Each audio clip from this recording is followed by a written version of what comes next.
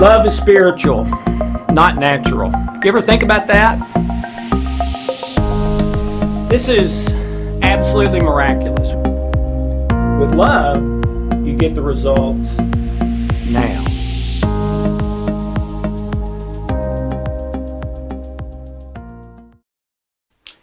If there is no God or spiritual reality, and it is all just evolution. Now, it could be evolution with God, but God caused the evolution. But if it's evolution with no God, no spiritual reality, then what makes sense, and it's not me saying it makes sense, it's the textbooks on this subject from the 3 and 5% going back hundreds of years. What makes sense is survival of the fittest.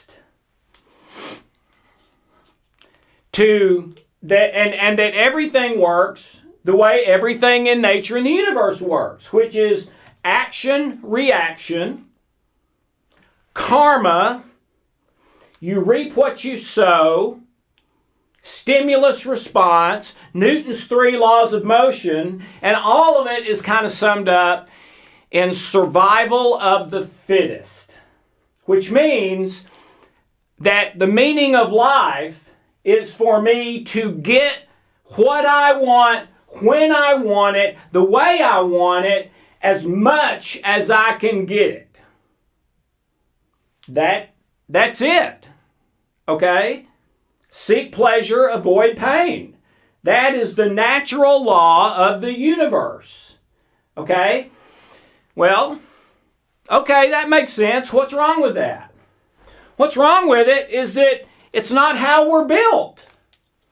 If we evolved without a spiritual reality or higher power, then the way we humans work, our brain and nervous system and mind, etc., should also work according to survival of the fittest, seek pleasure, avoid pain, all of that. Okay? But the reality, terrible drawer, by the way, sorry. The reality is that if I live by that, seek pleasure, avoid pain, survival of the fittest, get what I want, that's my thing, that causes the hypothalamus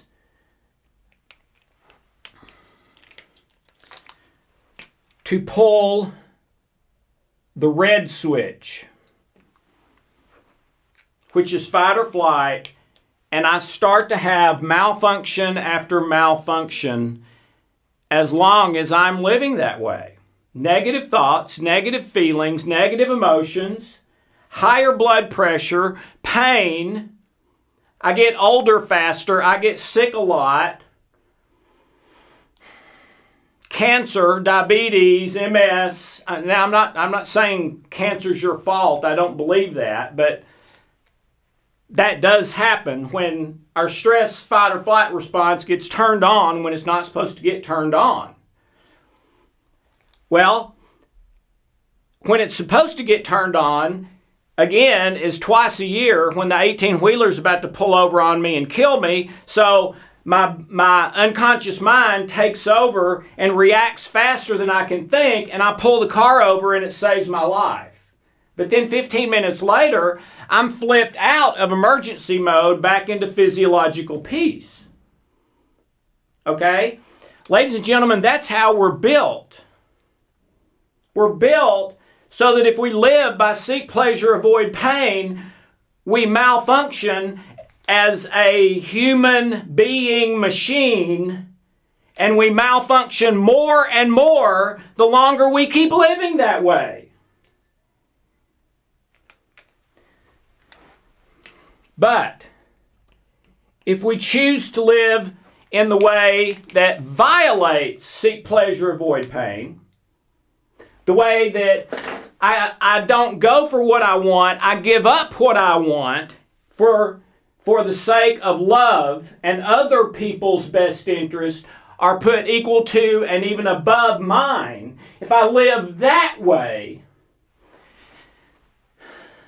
then the fight or flight failure switch gets turned off, the success switch gets turned on. I have positive thoughts, positive feelings, positive emotions, positive hormones. My immune system goes through the roof and starts healing anything that needs to be healed. I don't get sick at least near as much. So here's the problem, as I see it. If the truth is there is no God or spiritual reality, which means there are no miracles, everything is logic and reason, and when we're dead, we're just dead in the field and that's the end of it. Survival of the fittest. Okay? Now back in caveman days, that probably meant actual survival. Today's survival of the fittest is more seek pleasure, avoid pain, and get what I want and stay away from what I don't want. That would be a successful survival of the fittest.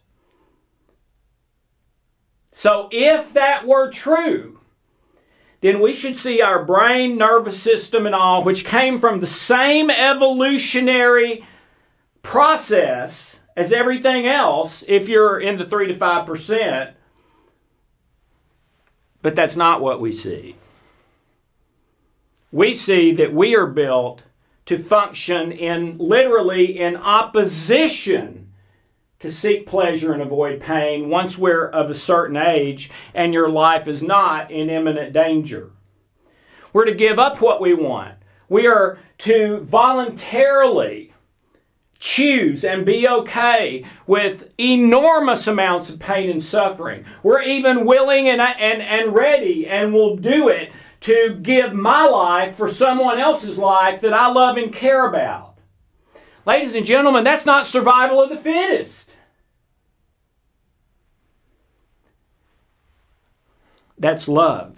And love makes no sense in a survival of the fittest paradigm. Survival of the fittest paradigm does not make sense in a love paradigm, except for those 2 times a year when my life is in imminent danger, and that's what the mechanism's there for.